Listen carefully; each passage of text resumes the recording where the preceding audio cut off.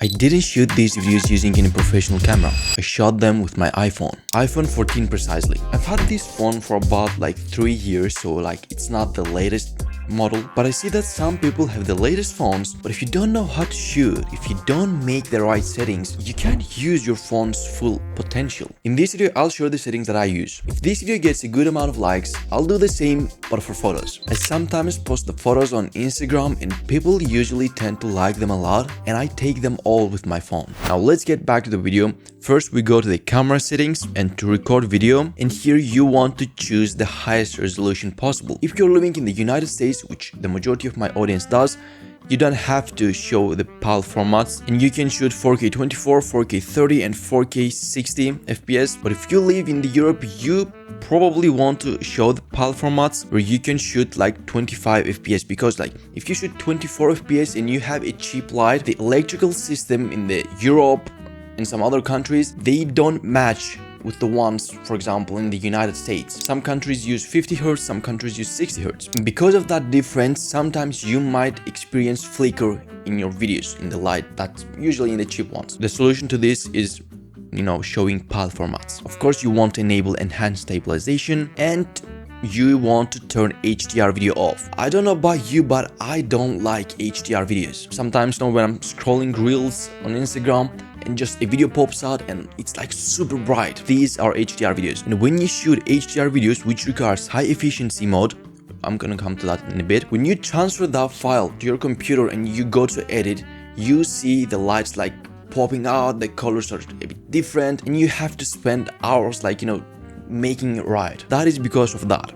You don't want that, so just turn it off. And at the bottom you enable lock white balance. Like you don't want the white balance changing while you're shooting the video. You might be vlogging, you go from one place to another, and there's different lightings and the white balance changes automatically, the image gets too cold or too warm, and we don't want that. Next up we have slow motion. Here you choose the FPS that you want to choose basically. Now you also care about the resolution. That's why I choose 1080p 120 fps. Like 120 fps is good enough for me to slow the footage. Cinematic, again, you can choose the highest resolution possible, which is 4K for me. Next up we have formats. This is the area that I want to talk about: high efficiency and most compatible. The high efficiency, which requires to be turned on if you're gonna shoot HDR or like 240 fps, the video files will be in that format. If you choose most compatible, they will be in this format, which this is like most compatible in many devices. I always shoot most compatible. Now next up we have preserved settings and stuff, but these are all optional, like preserving the last mode if you left the camera up in the video or photo and stuff like that, so I'm not gonna go into that. But next up we have composition, which you want to enable grid and level. And what grid and level is like the grid that you see on screen, which helps you for composition, like seeing if the object is in the middle and stuff like that. And the level it's that line, like is your phone level. You can use that when like putting your phone on a tripod and making sure like it's level. Mirror front camera, that's like 100% optional again. And at the bottom we enable lens correction if it's not enabled already. Now these are the settings that we are gonna do on our iPhone's settings, like camera settings. If you have some of the latest models, your phone supports shooting log format, I would suggest you shoot log format. Like now my phone doesn't support log format videos, so I can show it to you, but basically what log format is, like my camera right now, I'm shooting S-Log3. A log footage, when you shoot it, looks something like this, like very desaturated, no shadows, no highlights, no contrast, no anything. This basically like smashes everything so that we don't lose details. Like the shadows are not too dark to lose the details, or like the highlights are not too bright to lose any details. The same for the colors too. That way we have more control in the editing, in the post-production. Like we can just play with the highlights, play with the shadows and adjust them as we like. And it helps a lot and you can make the final look a lot better. However, we're not gonna end things here. We'll use another app called Blackmagic Cam. Now this app called Blackmagic Camera gives us a lot more control than the default camera app on the iPhone. Let's look at the settings at the top. Here you can choose the lens that you're shooting with.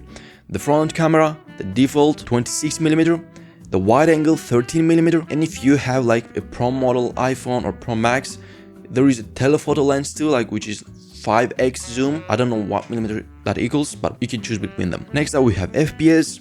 That's again like You can shoot 25 fps, 24 fps, 30 fps, or 60 fps, like whatever you like. But next we have shutter, and your shutter speed doesn't needs to be, but preferably we want it to be twice the fps, twice the frame rate basically. That gives us the most natural look, because shutter speed is basically about the motion blur in your videos. If you crank the shutter speed up, your image will look a bit more choppy like this, no motion blur. And if you lower the shutter speed a lot, it will look more blurry. And we want to lock that setting because we don't want the shutter speed to change while we're shooting. Next we have ISO. This is the area that we like adjust the brightness of the image. Like if it's too dark, we just crank it up like this. But the higher the ISO, the more noise you will have in your image. So we preferably want to keep that as low as possible. Like if we have lights to control, something like this, like we adjust the light there, not with the ISO. But if that's not possible, then like you just, adjust the ISO. Next up we have white balance. You can adjust it according to the environment that you're in. Like you can just go and have like a white wall, for example, if you're shooting in a cafe or somewhere else, you can just go to white wall and adjust it. Or if you're shooting in daylight, for example in sunlight, typically you want to use 5500 Kelvin and 5600 Kelvin, somewhere between there. Like I usually use 5500 Kelvin all the time, and I just adjust my lines according to that. And next up is tint, and tint basically is how greeny and purpley your image looks. Like if we change it, let's unlock, it looks like this, and the pink one looks like this. I usually keep this at 0, but if you have like preferences, you can adjust it. Coming to the settings and to the codec, here we want to use H265. This is the best one here, and the bitrate we want to be at max, like the highest bitrate possible, because this will give us the better looking image. Resolution we want to be at the highest, which is 4K for me. Color space we want it to be Rec 709. This is what I was talking about when you're like transferring that image to your computer, and like the highlights, the lights, and the colors are just different what you were seeing on your phone. If you shoot HDR, you use Rec 2020, but we want to use Rec 709. So choose that. Coming to the audio source, here you can choose your microphone. Like if you had a lavalier microphone or a different microphone, you can choose that from here, like so you don't have any microphone issues. Like you might have a lavalier microphone, but you didn't choose it from here, so it recorded with your iPhone's microphone and you can't hear shit. So better check here. Coming back here, there are some more adjustments that we can do from the bottom here. From here you can enable and turn on and turn off the grid. This one basically is like the level that we turned on the camera settings, but more detailed. And at the far right we have the zebras, which basically shows us if we have areas that are just too bright in the image, which in that case it shows that these areas are too bright. Like we can adjust it from here. Now in that case 85% is not like too bright, so probably like 95% would be better, like because I can see, because I know like these spaces are not too bright, like we're not losing any details there, so it's not a problem. But yeah, you can turn this setting on.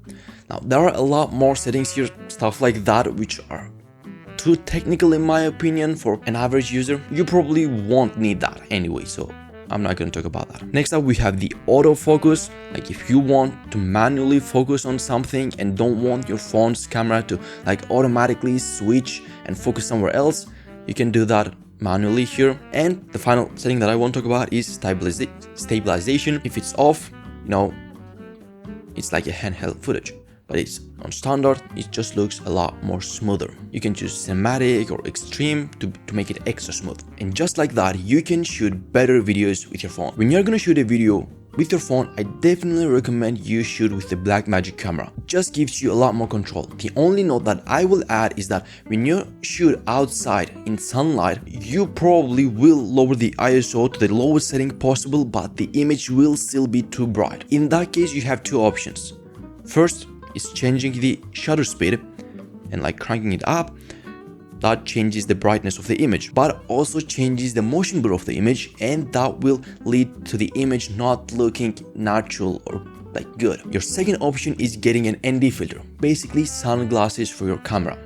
lens. Right now I do have an ND filter on my camera lens, but you can find ND filters for your phone too, and I think it's 100% worth the money. Apart from that, another setting that I want to talk about is log, like shooting log. I couldn't show it to you in this video because my phone doesn't support log, but if your phone supports log, I definitely recommend you use that feature and shoot log. But if you say that I don't want to spend time and bother going to the video editing app and doing color correction, color grading and stuff like that, if you're saying I just want to shoot and post, then don't shoot log because that requires time. Yes, it gives you more control, it gives you a better looking footage, but it also requires a bit more time because you have to do color correction, color grading, and that takes time obviously. And if you don't want to bother with that, don't shoot log. Thank you for watching. If you enjoyed the video, I would appreciate if you like the video and subscribe to the channel for more content like this. So I'll see you in the next video. Peace.